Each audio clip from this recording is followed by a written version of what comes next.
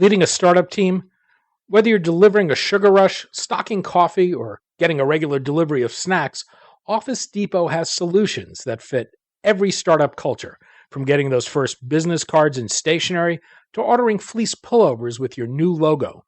To learn how Office Depot and the California Technology Council have partnered to bring you savings on all of these startup essentials and more, go to californiatechnology.org/member benefits. I'm Daniel Levine, and this is the Bio Report.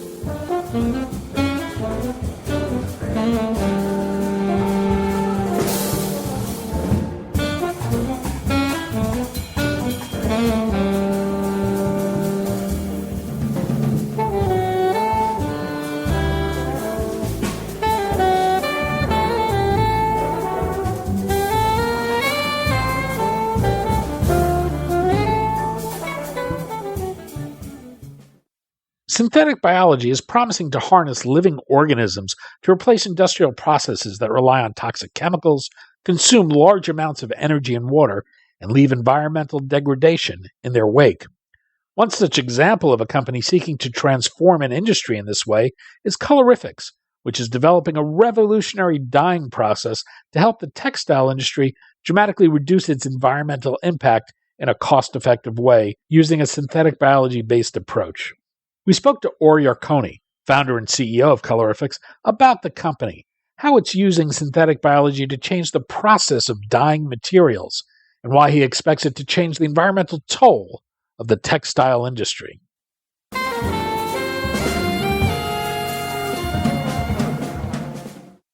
Orr, thanks for joining us. Thanks for having me, Daniel. We're going to talk about synthetic biology, the opportunity to replace toxic and harmful chemical processes and with biological ones, and what Colorifix is doing to transform the textile industry with such technology. Let's start with the textile industry itself. It's ever present in our lives, but I don't think people give it a lot of thought about how the clothes they wear are made and the environmental toll it takes. Let's start with the water. How much water does this industry use, and how does it compare to other industries? The textile industry is actually phenomenal in scale and in application, and it affects all of our lives, as you mentioned. When it comes to water, textiles is actually the third largest consumer of water on the planet and the second largest polluter, taking over 9 trillion liters of water a year for the entire industry. And over 2/3 of that, about 6 trillion liters of water a year, go into just the dyeing process. What is the process to dye fabrics today, and how energy intensive is it? So dyeing now, it really depends on the material that you're dyeing. It's quite different to dye cotton than it is to dye polyester nowadays in the industry. But normally they use water ratios of about between 50 and 30 to 1. And temperatures ranging between 85 degrees Celsius to about 140, depending on the material that you're using. And given the volumes of water and the temperatures used, it ends up being an incredibly water and energy-intensive industry. And I take it there are some pretty nasty chemicals that are used to get the fabrics to take the color. Of course. I mean, I was kind of shocked when I started getting into the textile industry. My background is in biotech. And I was shocked to find there's about 8,000 different chemicals that go into our clothes. And in the dyeing step alone, there are 70 chemicals that are used that are extremely toxic, be it directly toxic, carcinogenic, or mutagenic. And 30 of those are irretrievable, which means that no matter what your waste management strategy is, they're going to end up in the water. And I take it that's what happens, that we've got waterways throughout, notably Southeast Asia, that are just polluted with all these chemicals. That's exactly right. I mean, even with excellent waste management strategies, those 30 chemicals are going to end up in the water when it's done in less stringent environments where regulations may be slightly more lax. That means that more than those 30 are going to end up in the water. And to give you an idea of the scale, the industry is using about 1.3 kilos of chemical per kilo of fabric right now. So there's over 700,000 tons of dyes being used a year, and about 200,000 tons of that 700,000 end up in our water. of just the dyes. Now, the additional chemicals far outweigh the amount of dye. I think it's about 20-fold more of other additional chemicals than the dyes themselves going into the dyeing process alone. Well, let's take a step back. You mentioned you were a biologist by training. The idea for Colorifix actually came about through the work you were doing on the arsenic biosensor collaboration in Southeast Asia. What is the arsenic biosensor collaboration, and how did that lead to you founding Colorifix? Mm-hmm.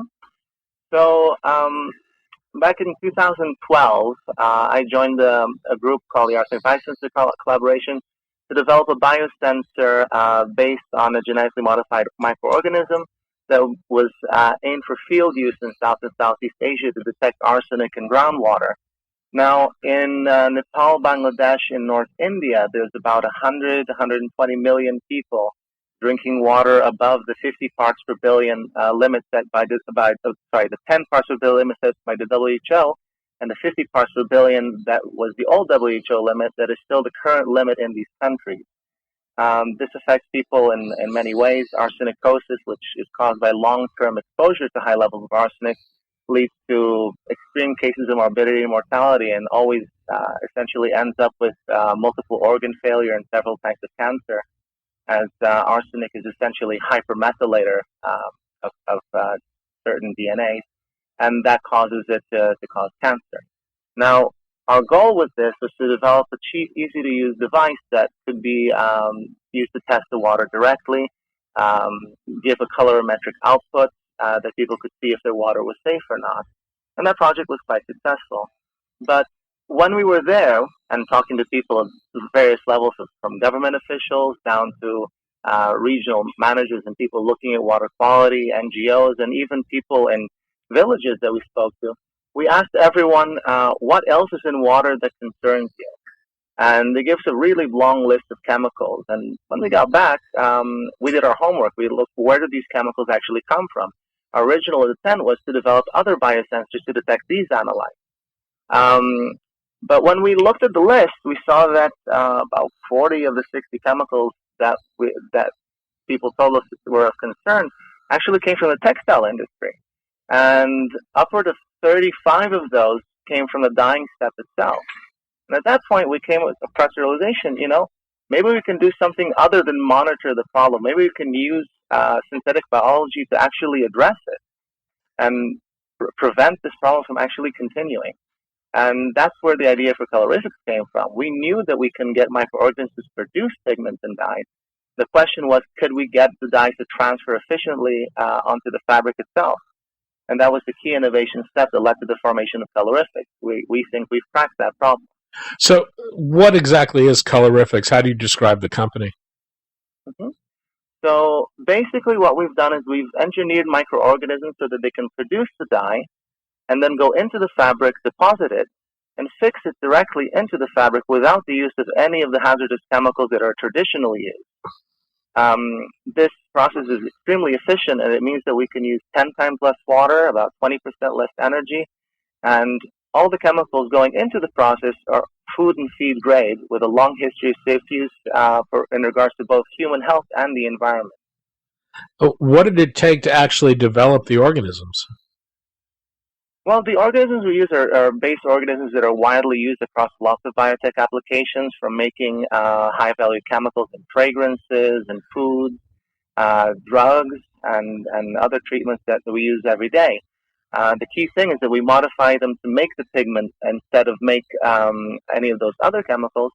And we developed a process by which the organism can get into the fabric, increase its contact with the material, and efficiently transfer the dye across rather than maintain it within the cell. And what is the organism actually doing? Are they depositing the dye? Is this somehow different than the way dye is absorbed in more traditional dyeing of textiles? Mm-hmm. So what's happening in our process is that the cells are going into the fabric. Once they're there, our part of the chemicals that we're using, again, these are chemicals used in pharmaceuticals, cosmetics, and things like that. These chemicals make the cells stop dividing and start elongating. They become about 7 times longer than they are naturally. And this increases the surface area contact between the organism and the fiber. Now, the cells are still metabolically active. They're still producing more and more pigment as they're elongating. And very importantly, they're still absorbing minerals and metal salts from the water, because water always has trace amounts of most things, to be honest. Most things that you find on the planet are present in water in very, very small amounts. But the cells, in order to survive, have to concentrate these from the water to conduct all the reactions within themselves they need to survive. In our process, the cells are going into the fibers in presence of water, after which we remove the fabric from the water, and the fabric at this point is full of the microorganism, and then we cause the organism to lyse, killing the organism and causing it to release all of its contact in direct contact with the material, with the fibers. When this happens, the cells are releasing the dyes, and they're releasing metal salts and trace amounts of heavy metal that are naturally present in the water without us having to add it, which is what the industry is doing now. So inside the cell, you can have 1,000-fold more of these metal salts than you have in the water that they're growing in. And that means that our water bath doesn't need to have those chemicals at 1,000-fold concentration, which is what the industry is doing. So you mentioned the water savings, but in terms of cost, in terms of process quality and environmental impact, how does this compare across the board to traditional methods? Mm-hmm. Well, with cost, everything ends up being an economy of scale. Textiles is a phenomenally huge market with about 80 billion items of clothing consumed a year, much less produced. We're going on the assumption that the production is going to be at least double of consumption at this point. When you look at those numbers and you think about how much water is being used, you could actually reduce it from 6 trillion to something like 600 billion, which is still a lot, but it's a tenfold reduction. When it comes to CO2 emissions, the textile industry is horrendously bad because of all the energy being used, the transport of all these specialty chemicals and the fibers around the globe, and so on. And fermentation is considered by many bodies to be a carbon emission neutral activity, because the feedstocks that you're putting in to grow the organism actually absorb CO2 while they're growing. When it comes to the cost, again, at a sufficient scale, this process will become cheaper than what the industry is using now, just from the fact that you don't need to move so many things around, the fact that you're using self-replicating organisms, using the power of biology and how nature produces these compounds to achieve the same goal. Are you limited in terms to the colors you can produce? So nature basically makes colors in 3 different ways. You have structural color, which is a great example of which is a peacock feather. Peacock feathers actually only use one pigment, but it's the structure of the material that makes it reflect light in such a way that it gives it the appearance of having multiple colors. This is dependent only on the structure of the material and not the pigment itself. So that's a class of color that our process wouldn't address. Another class of color that nature makes is protein-based. So you have chromoproteins, fluorescent proteins, and the like. But these are relatively unstable. So if you go to really high temperatures or change the pH and add solvent, these entities tend to degrade, making them unsuitable for clothing, because if it's dyed and you put it in a washing machine and it goes white again, I mean, it kind of defeats the purpose. So we're kind of locked into naturally occurring pigments, which absorb and reflect light just like any other pigment.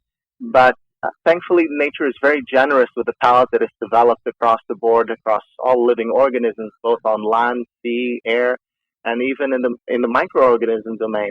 There are so many colors that we simply can't see because the scale of their production is microscopic. And is there actually a way to mix colors? Yes, so we can modify our organisms so that each one produces one individual color and mix the 2 vats of organisms together. We can engineer multiple colors into one organism as well. Our knowledge of synthetic biology, the field knowledge essentially, has developed to the point where we have enough control to be able to regulate the production of these chemicals within the cell very efficiently. So we can mix that way as well. There may be some instances where producing 2 colors in one organism wouldn't be ideal because it'd be competing for the same set of resources and the like. So our initial goal is to mix different batches of microorganisms together, each one producing an individual color. But eventually, it may be worthwhile to put multiple colors in one organism too. One of the issues we've seen with synthetic biology is scaling up to industrial scale. Does that pose any challenge for what you're doing at Colorifix? Well, one of the biggest challenges in scaling synthetic biology isn't necessarily our ability to ferment. I mean, if you look at the beer industry, they're using fermentation as well. The big difference here is that most biotech applications and synthetic biology applications require a lot of downstream processing from the fermentation step itself. You need to kill all the cells, remove all their content, separate everything, and purify just the one compound that you're looking for. In our case, we're actually using the organism not just to make the molecule, we're using it to apply the molecule as well, which removes all of the downstream processing, which is very expensive bespoke equipment, specialized labor and everything, and that makes the process a lot easier to scale than a lot of other synbio applications. I think the other issue we've seen is that industries don't really want to retool, that they're much more receptive to plug-in technology that they can use in their existing processes. Is this something that you can just translate directly to an existing manufacturer, or is this something they would have to adapt their processes to? So we're very fortunate in a way because the industries are using a lot of equipment that is very compatible with our process. Equipment like beam dyeing, cone dyeing, which are very prevalent throughout the industry, are directly compatible. All you do is replace the pigments that you're putting in now with our microbiological pigments. When it comes to the fermentation, yes, if they want to produce all the organism in-house, they would have to get some fermenters in. But again, it's a very mature field with equipment that's already there. There's no need for retooling by redeveloping equipment or having bespoke, complex operational equipment. It's literally plug and play, combining breweries and dye houses. And is that the expectation, that manufacturers would be growing their own as opposed to buying finished product from you? Ultimately, it depends on the manufacturer. If they feel that it's more economically viable for them to grow everything in-house, and when you consider the scale of operation of some of the dye houses that are processing upward of 500 tons of material a day, it may well be worthwhile for them to localize their fermentation on site or adjacent to their dye houses, simply for logistical purposes. But there's lots of fermentation sites around the world that would be very happy to take them on as a customer and produce the material for them, so that they would essentially just take the big vat of microorganisms instead of the big vat of chemical dye. How much pressure is there on the textile industry to clean up its act to become more environmentally friendly today? Well, the textile industry is very directly linked to the fashion industry. And fashion has to listen to the end consumer, because that's you and me. And if people keep telling them that the environment matters, they listen. And this is what's happening now. The fashion brands are adopting sustainable practices across the board. Large companies around the world, many of which we've already spoken to, have expressed their sincere interest in changing their practices to adopt a more sustainable approach to their industry. I mean, these companies are doing everything possible to minimize their carbon footprint, their water consumption, the hazardous waste, the working conditions. I have to say, I was really, really impressed with the progress and the commitment that the fashion industry, and thereby by proxy the textile industry, are taking towards resolving the issues that they've created over the last 150 odd years. To what extent is your process commercially available today, and what's been the reception? Well, we're not selling anything just yet. We're partnering with brands that you probably recognize to get our products out there. Hopefully, by the end of next year, you'll be able to buy some stuff made with our process. Reception by the industry has been overwhelmingly positive. Pretty much every brand we've talked to has shown immediate interest and is trying to work with us in order to integrate our process into their manufacturing pipeline. Obviously, this process takes time. There's a lot of things here and there that need to be addressed, proven, tested before everyone is satisfied with the quality of the product, the safety, the environmental aspect, before committing serious resources to adopting it at a scale that makes it commercially relevant. Orr Yarkoni, founder and CEO of Colorifix. Orr, thanks so much for your time today. Thank you very much, Daniel. It was a pleasure.